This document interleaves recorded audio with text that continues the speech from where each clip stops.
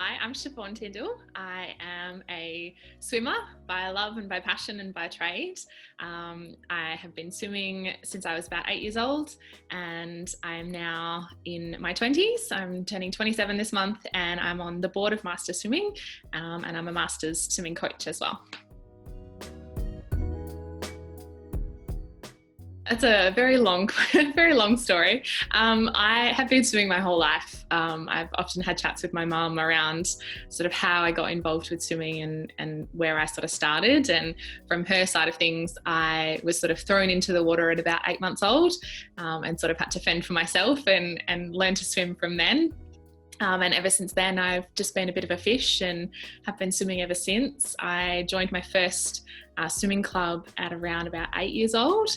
I had sort of got to the point where I was getting a little bit too quick for some of the sort of mini squads that I was doing just at the local pool, and found that I had to kind of go to that next level to find kids that were a similar speed to what I was.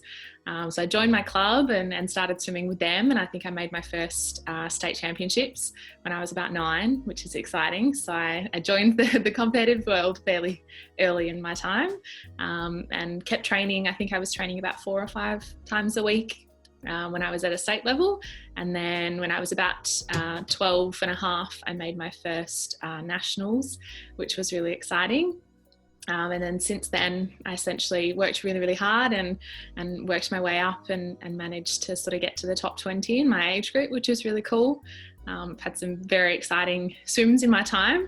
It's a very hard sport to achieve greatness, I suppose, and one of my favourite questions from non-swimmers is often, did you ever make it to the Olympics, or was that ever one of your goals? And I think the hardest thing is that swimming is such a competitive sport in Australia, and it was definitely something that was in the back of my mind and something that I wanted to do, but it's really, really hard to get from the top 20 to the top 2 because you're all a very, very similar speed and really, really good at what you do. So from there, I managed to keep going to nationals until I sort of turned 18.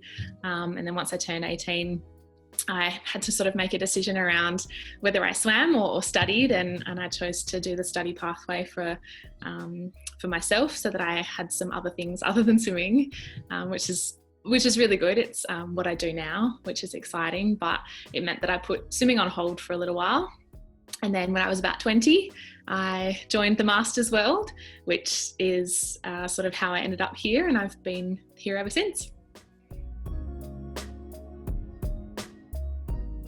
A good question. I don't know whether I have a favourite race. I think one of my most memorable races, and my old swimming coach would probably agree to this, is I had a national swim. I think it was about 2016, and I was racing the 200 metre freestyle, and I went out far too quickly and it was definitely a learning experience, that's for sure. I was first in the country after the 50, I was second in the country after the 100, and I progressively slowed down after that. So it's probably my most memorable swim. Definitely not one of my best ones, but one that I learnt the most from, that's for sure. About my pacing and how I actually swim a race rather than just swimming it. I think I ended up about 18th in the country at the end. So it was definitely a very tough fall from grace, that's for sure, but one that I certainly learned the most from. The hardest thing about retiring, I suppose, retiring in a sort of general sense from competitive junior swimming, is that I had swum a lot, and I'd swum a lot of distances and a lot of hard sets, and at one point I'd considered giving up entirely and not ever coming back to swimming. And I think that's a thought that a lot of junior swimmers have, is they go, I'm done, I'm finished, I've done all the swimming that I can do in my life, and I'm never getting back in the pool to train again. And I think if it wasn't for my mum, if it wasn't for her encouragement and her sort of also love of swimming, then I probably wouldn't have got back in the pool after that. So I definitely credit my mum and the fact that she was already part of Perth City. So she sort of said, just come on down and see everybody. And I'd grown up sitting on the side of the pool watching her swim with the club, so I knew a lot of the people anyway. And so I went on down, and I've been there ever since, and I don't plan on changing anytime soon, despite the fact that there's lots of people from other clubs who I'm sure they'd like to steal me at some point and convince me to swap clubs. Perth City is my home, so I'm not moving anytime soon. I'm not sure whether I admire anyone, I think, in the swimming world in terms of Olympians and things like that. I definitely admire their hard work, and I know how hard they've worked to get to where they are. I think in terms of swimmers that I admire, it's probably my mum.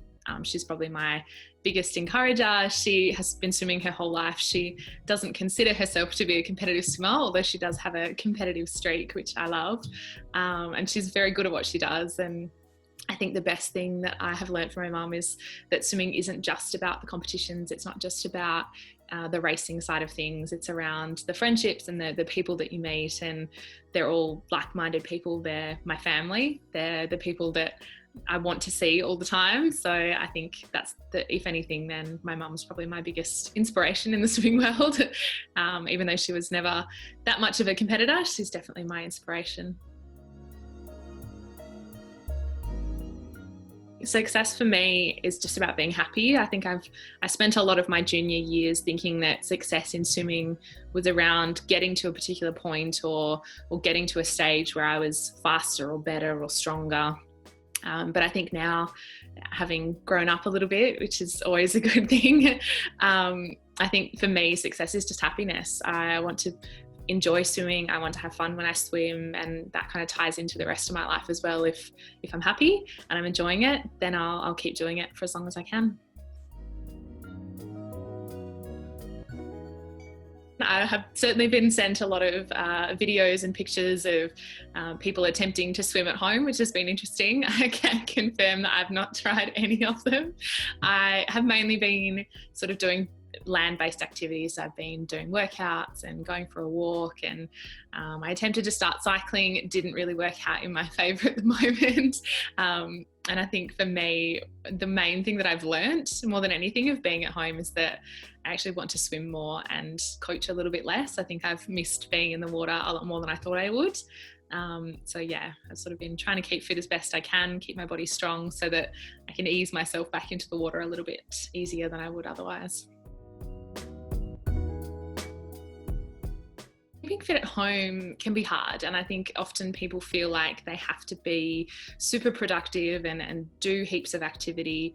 I think for a lot of people, being at home, it has been really hard, and for me, the best sort of keeping fit strategy that I can give you is look after your mental health first, and if that means all you can handle is going for a walk every day for half an hour, then that's okay. And I think if you can achieve something, some type of physical activity, whether that's some stretching, some Pilates, some yoga, or even if you're feeling up to it, some type of strength activity, whether that's a high intensity workout or just some sort of weights training with whatever supplies you've got in the pantry, like cans of beans or a bag of flour, whatever you can do to keep fit is important. But I think the mental health side of things is probably the biggest one, because we're all struggling and it's hard for everyone. So if you can look after your mental health first, then everything else is just that little bit easier to do. That's a really great question. So as a career, I studied as an occupational therapist, and I currently work for Alzheimer's WA. And I think for a lot of the people that we support, they're a lot older than perhaps the majority of masters swimmers. So I think for those people in particular, just looking after yourself and staying connected with those around you, looking after one another and reaching out to your friends and your neighbours just to make sure that they're doing okay. Everyone copes differently. So I think that's coming back to what I said before. It's looking after yourself and making sure that, you know, you've got those people around you that can support you when you're having a rough day. Do I have a pump up song? That's a great question. I think my pump up song, I probably have a couple. It's changed a little bit over the years, but the main one I think is Survivor, I think by Destiny's Child. I think that's who it's by. And then Confident by Demi Lovato. They're probably my two kind of energy boosting songs. And the other one I'm really enjoying at the moment is Rise Up by Andrew Day. It's not exactly a pump up song, but it's definitely motivational. Yeah, I do. I think my favourite time, sort of aside from my sort of general club swimming, and is probably the nationals that we had here when we hosted the nationals a couple of years ago. Was probably one of my favourite moments because I not only swam really well, but a lot of my club were involved in the committee and the helping and organising of the event. So I had a lot of extra support and encouragement, which I haven't really had a lot as a junior swimmer. There were lots and lots of people there that I knew. That was really nice to be able to not only showcase my skills, but to have that sort of support on the sidelines from a lot of my friends was really nice. And I think the other thing that I love about master swimming is just my club and all of the fun things that we do. I think my favourite memory from club sort of days is just my Saturday morning swim, and then we go out for brunch. And I think that kind of sums up why it is that I swim, probably mostly the food part, but the making sort of lifelong friends and just being able to go for a swim and then go out and enjoy each other's company and have a great sort of morning.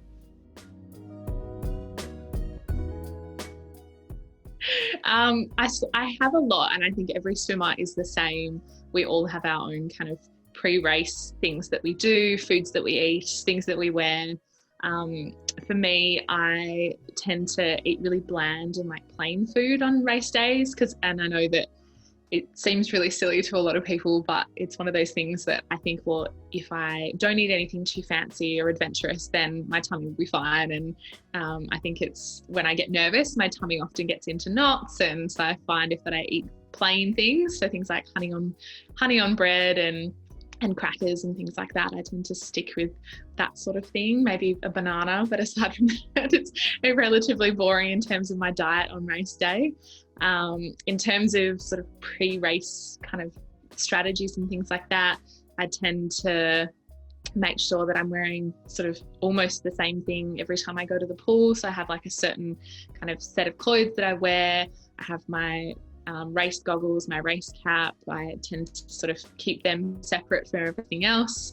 I've got 1,000 pairs of spare goggles and spare caps so that if one of them breaks, then I've always got a backup supply of them. And I tend to have a sort of certain kind of routine, I suppose. If you ask a lot of the people that I race against or that I swim against, they can probably tell you exactly what it looks like. But I tend to sort of jump up and down and whack my legs before I jump into the water, and it sounds and looks probably quite a lot sillier than it is, and it probably has absolutely no benefit to my actual swimming whatsoever, but it seems to work mentally, which is good. The hardest thing for a lot of clubs is that typically their kind of demographic, it hasn't included a lot of young people, and I think if you are looking to attract younger people, looking at ways that you can advertise specifically to them, and I know it's hard for some people to use things like social media and Facebook and Instagram and things like that, but being able to use the forms of media that they use is really helpful so that you can attract some of that younger audience, and also finding ways that you can do things like go out for brunch or go out for coffee after swimming that are more social, so that the younger people can see why they want to be part of your club. So it's not just about the swimming. I think everybody, regardless of their age, wants to be connected and wants to be included. And younger people are no different. We want to be part of your group. So if you do get younger swimmers, include them as best you can. They're swimming because they love to swim, not just so that they can meet other young people, although it's nice to swim with other young people. They swim because they love it and they want to be better and they want to meet other like-minded people. So just be inclusive, know that there are other young people out there that are swimming in masters clubs, and that it's probably one of the greatest things that I've ever done. Although a lot of the people that I swim with are older than I am, and I am one of the youngest, the swimming side of things sort of makes your age irrelevant. It just means that you are with other people that you enjoy swimming with, and it sort of makes it a whole lot easier and a whole lot better just knowing that you're swimming with people who have a similar interest to what you have. My role as a coach at the moment is a little bit different to what it normally looks like, but normally my role as a coach involves supporting, I suppose, not only master swimmers, but swimmers of all ages to support them to achieve their goals and sort of get them to where they want to be. I've been doing that now for about, maybe about 7 years now, and been a qualified masters coach for almost 2 years. I don't know whether I necessarily have a coaching style. I think the way that I like to coach is very collaborative. I like to work together with my swimmers and ask for their feedback on what things they'd like to achieve. I typically don't sort of make too many suggestions. I like my swimmers to come up with as many ideas as they can about how they can improve, and sort of get them to understand why they're making improvements, not just me giving them sort of feedback and advice around how best to do things. I like to know how they were doing them before, what things they like to improve on, and how they can make it better for themselves. At the moment, I'm not doing any coaching. We have been catching up as a coaching committee for the club that I swim with, which is Perth City. And it's been interesting, that's for sure. It's definitely been a challenging time. We've been out now for about 2 months, which has been probably the longest time that I've not been either standing on the side of the pool or being in the pool.